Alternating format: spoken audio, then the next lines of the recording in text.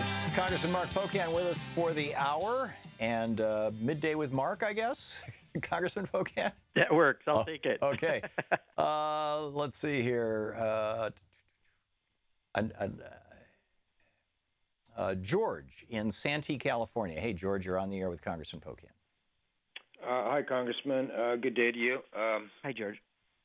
My comment is about a couple months back when they were first talking about the Republican health care bill to replace Obamacare.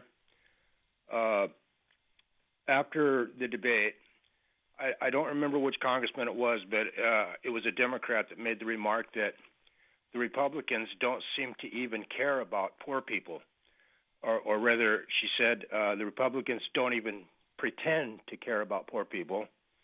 And, my mind kind of wanders sometimes, and I thought, yeah, like the Democrats do pretend to care about poor people. And I think that's maybe one of the problems with the Democrats, that they talk about care about poor people, but they don't really do anything. And I'm a Democrat, and I'm a little disappointed in that. Yeah, George, I guess let me offer this perspective. I often am the biggest critic sometimes of people in my own party. I want them to do more because that's what I think are the principles of our party. But when I look at the history of where we're at, I just have been reading. Rosa DeLauro has a new book out called The Least Among Us. It's a great read. I'm about two-thirds of the way through it. And when she talks about the fights they had for the child tax credit and the earned income tax credit and all these other issues along the way in fighting for food to make sure that we've got food security for people through the SNAP program, I mean, we have led where you don't see the Republicans leading when it comes to poverty. And the fact that a lot of the poverty proposals right now under the Republicans are block-granting proposals which actually have less funds and really don't address poverty. I still think the Democratic Party has those issues. It's just right now, let's face it, there's a Republican House, a Republican Senate, Republican President. We're not able to put some of those forth because they're in charge. Elections have consequences. But I think it's unfair to say that the Democrats don't look out for people who are poor because, again, I look at Barbara Lee and I look at Jan Chicago. I look at all these people who every single day are fighting for, as Rosa's book says, the least among us. I just don't think that's fair. Now, can we do better? Absolutely. We try to. The Progressive Caucus, I think, takes the leadership on that. But I want to be fair, especially after just reading, that first part of her book. There is a rich history of the Democratic Party looking out for those in poverty. We need to do more, but I don't want to make a generalized statement that ignores history. Rick in Akron, Ohio, listening on Sirius XM. You're on the air with Congressman Pocan. Rick? Oh, I'm sorry. Hey, Thanks, you're on the air. Hey, I was wanting to ask the congressman, what is going on with the gerrymandering issue in Wisconsin? And I think it's going to the Supreme Court. I'm not really sure. But one thing I'd like you guys to also come about is, can this start at like a national way of setting up congressional districts in every state? Because we have the same problem in Ohio. Yeah, Rick, you sure do. And so does Pennsylvania, and so does Michigan, and so does Wisconsin. And guess what? Those four states, we saw what happened last fall. In Wisconsin, which is not as bad as Michigan and Pennsylvania for sure, and I believe even Ohio, we had 100,000 more votes for Democratic candidates for Congress than Republicans, but they have 5 of the 8 seats. So, clearly gerrymandering is an important issue. You shouldn't have politicians picking their voters. It should be the other way around. In Wisconsin, it is going to the Supreme Court. They're hoping that their overreach will result in some new lines, and I think we're expecting to know later this fall on that, so that's important. And there are some measures. John Sarbanes from Maryland is head of a task force that I'm a member of that puts forth a number of, I guess I'll put them in the general good government ethics sort of issues, and certainly that is on the list.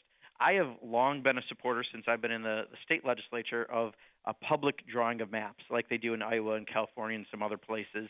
I think if you do that, there's certain standards we have to follow by law, but it shouldn't be done by people who, again, are looking at their own political futures. We need to have them be as fair and competitive as possible, and no question that has to happen. But there are some measures that we put forth in Congress to try to address those. Okay. Mike in San Leandro, California. You're on the air with Congressman Pocan. Hey, Tom. Hey, Congressman. I just was curious if you could riff for a minute on, why we can get nearly 200 Democrats to sue the president over emoluments, but barely over 100 to co-sponsor H.R. 676. Yeah, absolutely, Mike. So for everyone, H.R. 676, it's one of the few numbers of bills I know. I have to admit I'm not really good at doing them by number, is our Medicare for All bill. I think on the emoluments clause, this is something that's so immediate. If we don't deal with it now, there's going to be bad decisions made and more bad decisions made where we don't know necessarily if they're being made for the best interest of the Trump organization and Donald Trump or for the country. So that's why we're trying to address this right away. I guess I have a very different approach in general in life. I'm a silver lining guy. I try to look at almost anything and find the positive because I think it helps propel people to continue to do things to try to create change. And when it comes to Medicare for All, I was talking to Rick Nolan from Minnesota, northern Minnesota, and when he first was in Congress in 1974, he said there were 6 people that supported a Medicare for All type proposal that was put out there. And today we're at 111. The caucus chair, Joe Crowley, was the 111th person to sign on. You've got people who are not just progressives on that. You've got a much larger representation of our party now signing on. So the fact that we have our record number and it's moving in the right direction, I think it's happening out of this public debate around health care. And every town hall I do in my district or Paul Ryan's or when I go around the country and help other people, I think one of the biggest applause lines we have that comes up is around the Medicare for All. So I think we're moving in a good direction. We have to move the people who aren't there yet. But, I guess I'm a half glass full guy. And, if there's a way that we can kind of realize we're having success and progress on this, we still have a Republican House, Republican Senate, Republican White House. But if we can make progress on this, I think we're getting closer and closer to the day that we can be like every other major Western democracy and make sure that health care is a right, not a privilege. Kyle in Cleveland, Tennessee. You are on the air with Congressman Pocan. Hi. I actually wanted to discuss something that has been a little swept under the rug here recently. We have a major opioid crisis in the country, which I would attribute to this nation's doctors and their sort of complicity with the pharmaceutical industry and overprescribing things per their directive. I think that patients have kind of gotten to the point where they take their information off of TV instead of back in the day, at a time when maybe I wasn't alive, someone who's 25, a time I don't remember when a doctor would tell you what you actually need to put in your body, instead of a Neulasta commercial or a Symbicort commercial or what have you, for almost anything underneath the We're one of only 2 countries in the world that allows drug companies to retail advertise. And that only started about 20 years ago, maybe and that's less sad. than that. And I think that's really sad because I don't think that drug companies necessarily have the patient's interest in mind, the best interest of the patient in mind, like a doctor would. As someone who entered into that profession to take care of people, hopefully, we hope our doctors do that, and I think a majority of them do.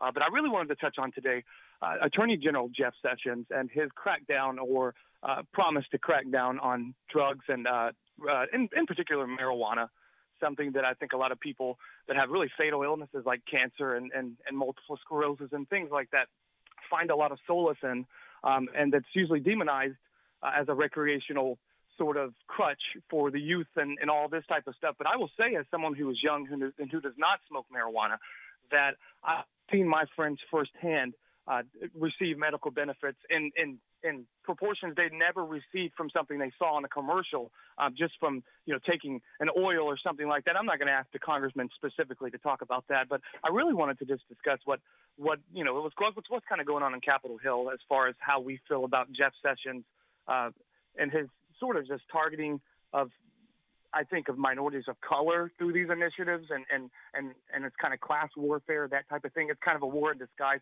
And Kyle, got it. Let's toss it to the congressman, okay? Sure. Okay. Kyle, well, thanks for your Kyle. question and comments. I think that one of the things, not just Attorney General Jeff Sessions, but people like Senator Grassley from Iowa and some others are in a very old mindset around the war on drugs, almost back to the Reagan-era mindset, rather than realizing when it comes to things like marijuana, I mean, if there was a drug war, we lost, right? I mean, this is something that clearly the American people don't agree with those politicians on these issues. That's why we have states that have legal marijuana. And when it comes to medical marijuana, I mean, I have talked to literally dozens and dozens and dozens of people over my career who've been helped by medical marijuana, and they have more control over their lives than a pill from big pharma that often can have negative consequences for them. So, I think the American public is way ahead, and I think I'm seeing more politicians. I mean, often we have some of these issues around marijuana, and we do have bipartisan groups that work on this. So I think for the most part, we're moving in the right direction on this. It's just,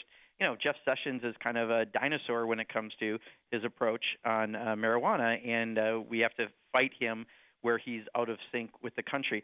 Just real quick on the opioid crisis, I'll tell you, there are so many alternatives to opioids, and I'm glad you brought up the issue as you did. We had a problem in Toma at our VA hospital that was overprescribing opioids, had a couple deaths, and now they're leading the country in alternative ways to deal with pain management, from natural substances to things like yoga and other areas. And I think we need to look at that because it's not just about big pharma making money off the newest pill. It's about really treating people's pain, and there's other ways to do it. Congressman Mark Pocan taking your calls for the hour. We'll be back with in just a few minutes with more of your calls for Congressman Pocan. Congressman Pocan's website, Pocan, Pocan.house.gov. You can tweet him at Rep. Mark Pocan.